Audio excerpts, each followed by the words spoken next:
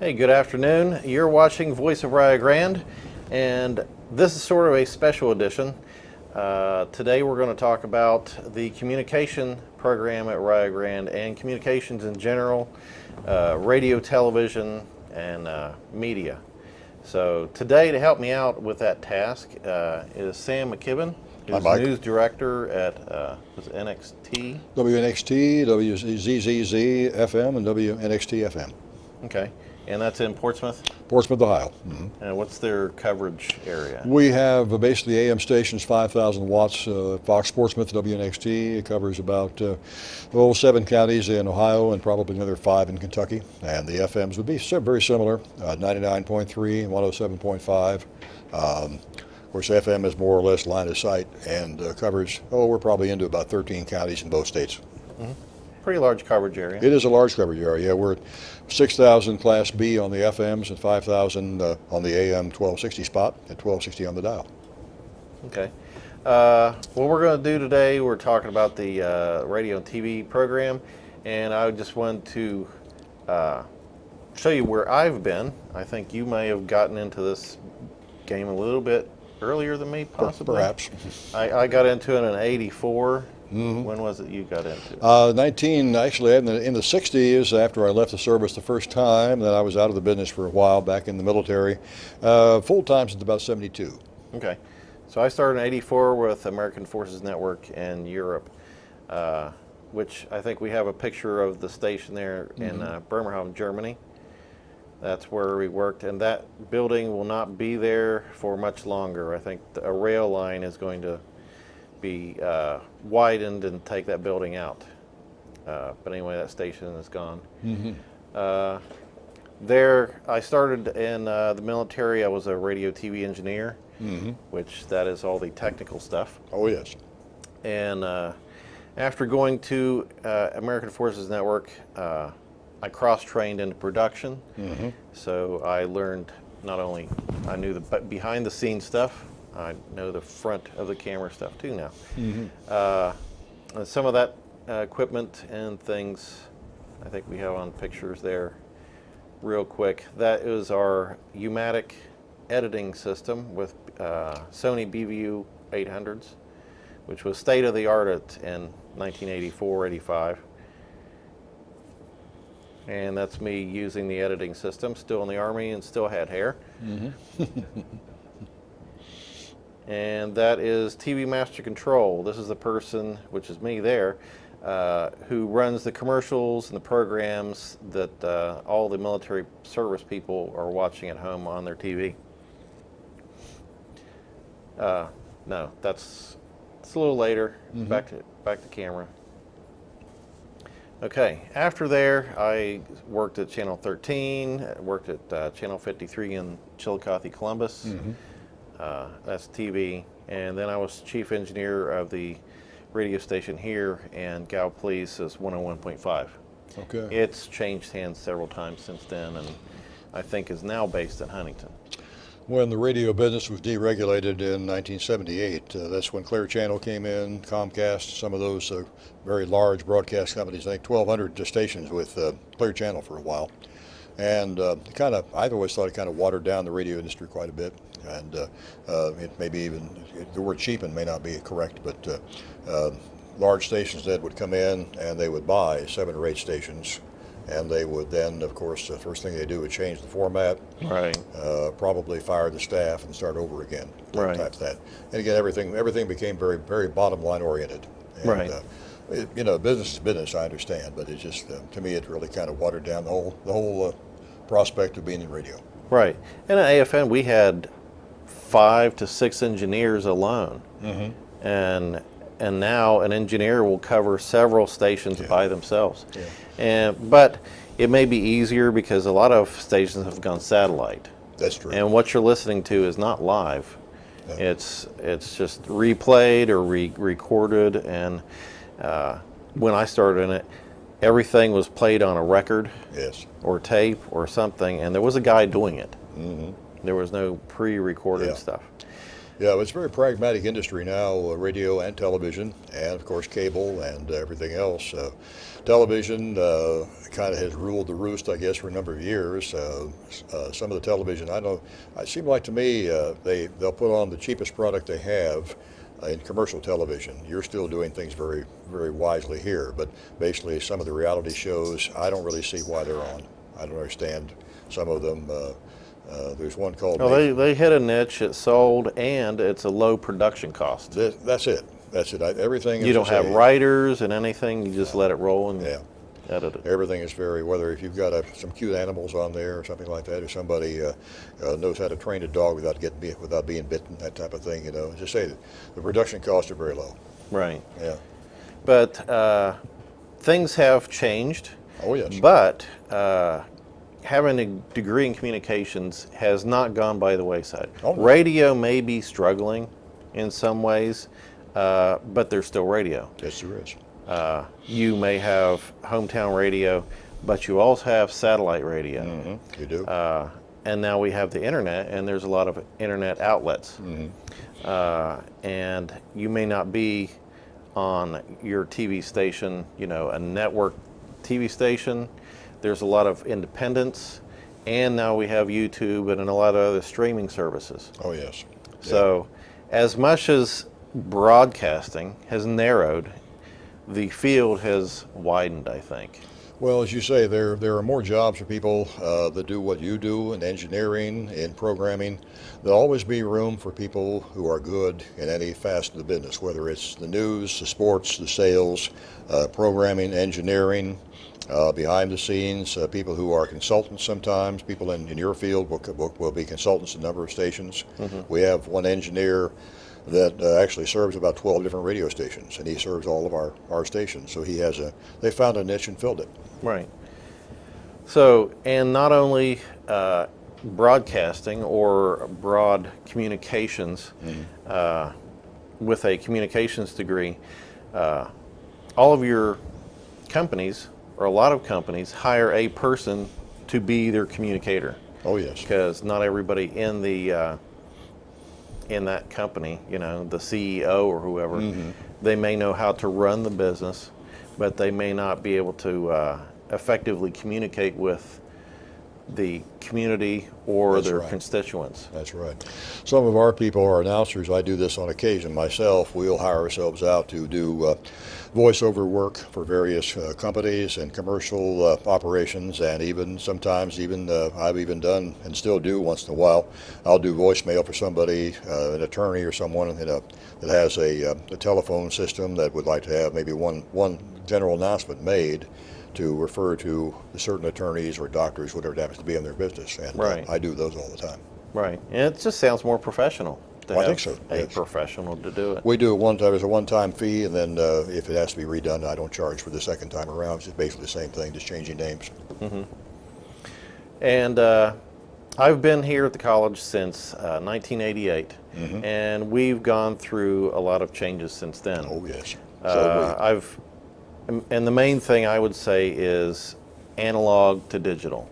Yes, that's prime. That's a huge difference. Yeah. And analog meaning, I'm not sure if people remember what analog is, because it's not around so much. That's right. You've got tape recorders, cassette, reel-to-reels, record players. That's those black plastic discs that spin around. That morphed into CDs and recorded on computer, and now it's everything basically. Your whole record library you buy and put it on your computer. Absolutely. Everything changes, and again, I'm sure the changes are not over with yet. I'm sure you'll see in your career, I may even see still in my career, what changes are coming. You can't be afraid of change. Right. Yeah, things started with AM radio, and then went to mono FM, and then there was a big deal with changing to FM stereo. Right. Remember, I think that was in the mid-'70s. Yeah, it didn't go over too well, but it was tried for a while. And then television was black and white, then color conversion, and then the backwards compatibility of it. And this past conversion from analog to digital television was less of a backwards compatibility thing. They just asked everybody to drop what you got and then totally change over to a digital format. You know, you look at radio, how it has changed just in, say, in vehicles, where you had just AM radio at one time, and then you went to AM and FM. Now, I think the cars, I'm not sure if they even make AM radio in the cars anymore. They may still, they may not. Yeah, I'm not sure. My 2009 does have it. Yes. But Not that it goes on very often. The first, I think I bought in the early 70s, I bought a Pontiac Catalina, the 71 or 72 model. It only had the AM radio. And after that, you started seeing the FM. Of course, there was the XM Sirius satellite radio now and everything like that, where that's coming in. That's satellite, of course. And as far as your display, I know a friend of mine has a 2012, I think, vehicle now has basically has the display on it where you can put your GPS in there. You get right. The Sirius satellite radio. You can get the Gal Siri that give you the directions to where you're going and so forth. Now, it's a brave new world out there. Right. And the next thing I see coming down the road, not that it has a lot to do with communication program, but combining your GPS navigation with your weather map. That'd be a great application. Yeah, I've seen some of those out there, but it takes a little bit more, I think, subscriptions for that information. Anyway, here we started with when I was chief engineer of the radio station, they were getting rid of some equipment. Yeah. So I brought some of that equipment with me here, and I started teaching audio editing on this 1959 MPEX. I think now that's a video recorder. I've got a younger guy behind the thing. That's it.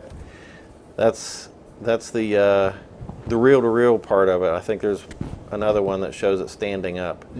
But that's what WJH was getting rid of, and I thought, well, I can teach some people how to edit some tape with that. I remember so those. That was in service for several years. And we were also doing video editing. That was that first shot you had there with the Panasonic. That was a top-loading VHS. We did video editing with that. There was 2 of those with a controller. That worked very well. And I had also built a radio studio. And okay, that's the newer reel-to-reels that I replaced it with, the Studer Revox, and those are very nice. Oh yeah. Very good sound quality on those. I did lots of editing with that, with the old razor blade and the tape, if you remember that. Yes, I do. High University, 1972. Right. There was one tape I remember I made probably 80 edits on. Oh my gosh. Yeah. I was never coordinated enough to really do that very well, but I got a grade in it. That wasn't a good grade. It's definitely a skill. Oh, absolutely. Okay, and the old studio, here at Rio Grande, we, at the time, the current president, not the current president now, when I built it, wanted to have a radio station, broadcast with a transmitter and all that. So I was given enough money to construct this studio, and then the president after that kind of nixed those plans for the transmitter. But I didn't see a real big problem with that. Our training within the studio, your actions are the same no matter if you're hooked up to the internet, That's right. to a tower or whatever. You still have the same experience inside the studio. And the same holds true today where we are on local access television. Right. We don't have any broadcast towers or anything. And we're also on YouTube. So hopefully the quality of our students should show through. Sounds like they're getting a very good education. And one thing I like to point out, the difference between maybe the big schools and Rio Grande, I think you might agree that we have competitive equipment. Oh, you do, yes.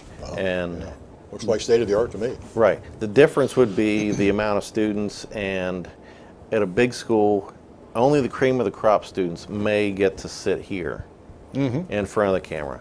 True. I can guarantee you, if you come to Rio Grande, you're going to sit in every chair in this studio behind and front, audio and video. That's a great experience. You're going to get every bit of experience here.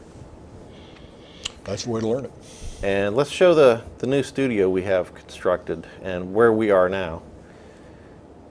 Okay, that is the audio side, which is the radio studio portion of it. We've got a new board there, and I still have the turntable to the right there, just in case somebody wants to hear some vinyl. So our students are a little backwards compatible. A little bit nostalgic.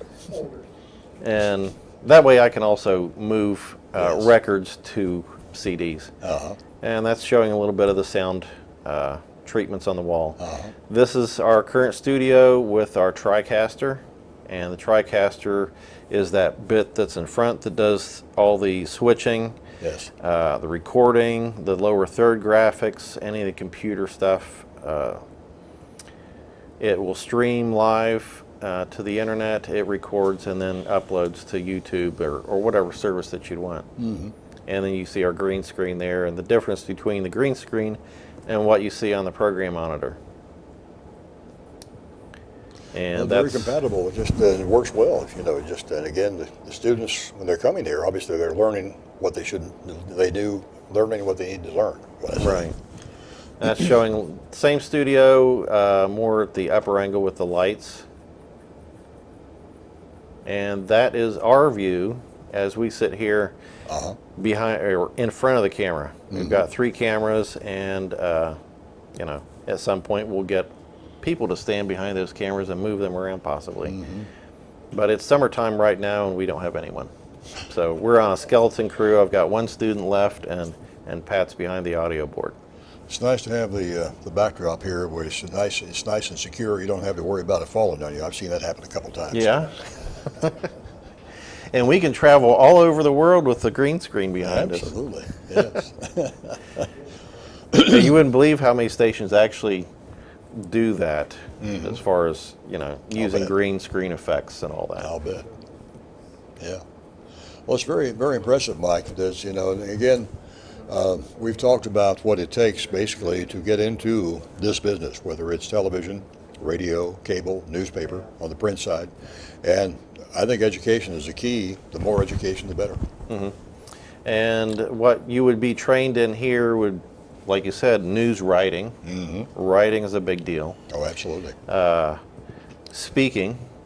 Speaking is always good. And the writing supports the speaking. Yes, it does. Desktop publishing, newsprint, we do that with the radio and TV. Yes. So basically all forms of it. And some of the things we may need to like branch out, and I'm sure we're making people aware of it, is social media. Yes. The social media is an excellent tool. We've run into some problems with this. When I was teaching, I said, look, you can get on the YouTube and Facebook and everything. That's just fine. I use it myself for news tips. But it cannot be the be-all, end-all of your news gathering, because anybody can put anything they want to on those Facebook pages. And as a result, you know, you're going to get yourself in trouble if you try to do a story without attribution. Right. And you have to be really careful with those things. That's a good way to start. Now, I always go to Snopes. If there's something outrageous said about the president or something, I will check out and do the research on it and not pass it along. I think it's a responsible thing to do. Well, it's my source or my source rule to my reporters is I want 2 sources that they're unimpeachable. You can get 2 sources that absolutely are correct. If you can get 3, that's even better. But I don't want a story on the air unless you're absolutely sure you've got your facts straight, you've got your name straight. What happened is actually what happened. You're not going to guess at anything. The story is as is. It happened. End of story. And another thing you have to teach people is to read the story before it goes on the air. Yes, proofread the story, please. And make sure you know how to say the names. Yes. And all that stuff. I ran into that a lot where it's like read it, and then they go in front of the camera and they flub a name. It's like, did you not read this?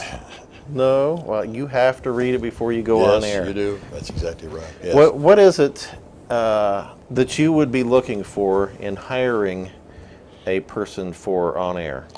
Number one, a person that reads. I know the first thing I've said to my students at Shawnee State is, how many daily newspapers do you read? From 2001 to 2007, that dropped from, I think, 3 a day down to 1 or none. And I know college students are busy. I realize that. And it's hard. We're all busy. Yeah, it's hard. It's hard to find time to sit down to read a daily newspaper or even portions of it. But just reading, education. I don't think a lot of students watch the 6 o'clock news. No, that's true. If you're carrying 14, 16, 18 hours, either quarter hours or semester hours, yeah, you don't have time. I realize that. But if you manage your time, and I'm not sure students really know how to manage time at that point. They may not be able to. I have a tough time doing that myself sometimes. But learn how to manage your time. Set a certain amount of time for preparation for whatever you say, for either getting your news ready or preparing your copy for an advertising client or something like that. Everybody has 24 hours in a day. You have the same 24 I do, and you can go ahead. You can do a lot better job than you're doing, I guarantee it. What else are you looking for besides reading and familiarity? I'd say if you have a pleasing personality. To me, it's very important. I've seen people in the sales business and people that try to get into broadcasting that have, it's like they had a charisma transplant that failed. Just they're not getting the word out. They're not able to conduct just a normal conversation with somebody. If you want to become an interviewer, a news person, even an advertising salesperson, you have to be able to go one-on-one with somebody, or maybe several somebodies, and you have to be able to learn to talk to those people and understand what they're saying, and then have them understand what you're saying. And some people go through their lives and they're not really willing to really do that. A lot of it is probably heredity. It's how you're raised. If you're raised in a family that is congenial, and it's a nuclear family where you have mom and dad. Mutual respect for people. Yeah, mom and dad and 2 kids, and a good support system there. Support system is very important. Somebody you can go to when things go wrong, and things always go wrong. And this is what happened. Well, okay, it happened. Get over it, move on. One of the things I've enjoyed about this field is meeting all kinds of different people. Oh, yes. Top to bottom, and the experiences that you hear, the stories that you hear. Everyone has a story. Oh, yes. And I can guarantee you they're all interesting.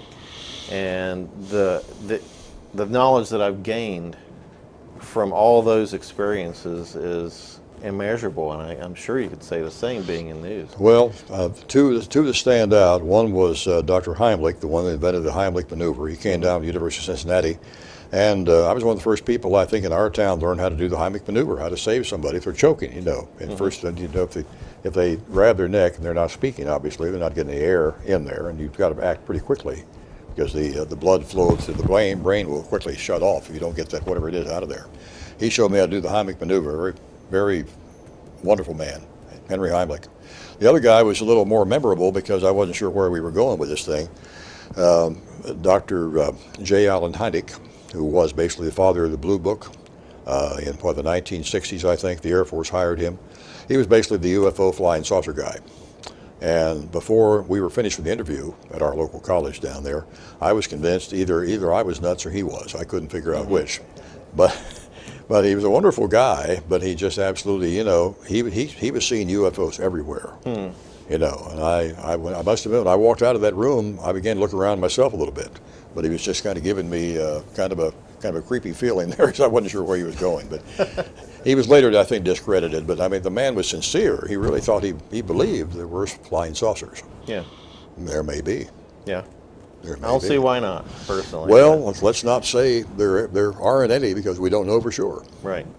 The other thing with the communication program, liberal arts education, is not only do you have to know how to speak, but you have to know a little bit about everything to be able to speak to somebody intelligently and ask intelligent questions. I've always thought if you could be a generalist, you know a little bit, you don't know a lot about any one thing, but you know an awful lot about a lot of things. Right. You know a little bit about medicine, you know a little bit about libraries, you know a little bit about fixing a car. Even like when I explained to my son, why do I need an education? I just want to tell jokes.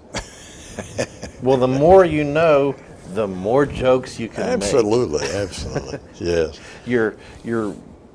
Your base of knowledge is a lot bigger. Well, You can make- humor is a wonderful thing. I mean, you can use humor so well, you know, in so many different areas, as you say, and just you, and you know, if you go through life with a sour expression on your face, and sooner or later, you know, people are going to stop. They're going to stop asking you to parties for one thing, Right. won't have you anymore.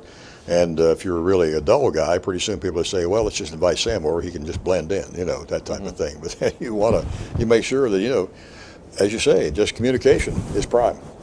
Okay, so that's a little bit about communication and some about the communication program here at Rio Grande. And we're going to end on a promo that was produced by my class this year about the communication program at Rio Grande.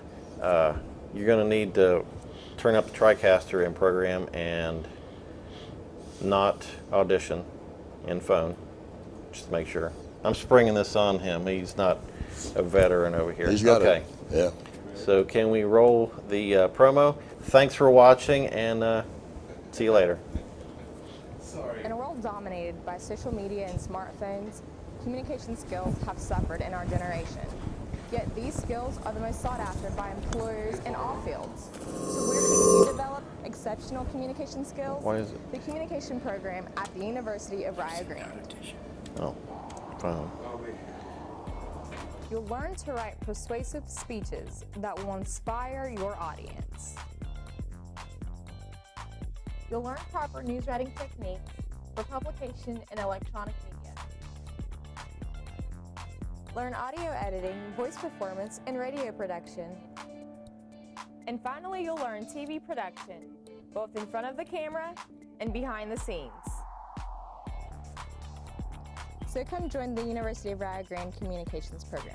We'll make you the best applicant in the room. For more information about obtaining a bachelor degree or an associate's degree in communication, go to rio.edu or call 1-800-282-7201 and ask to speak to an admissions representative.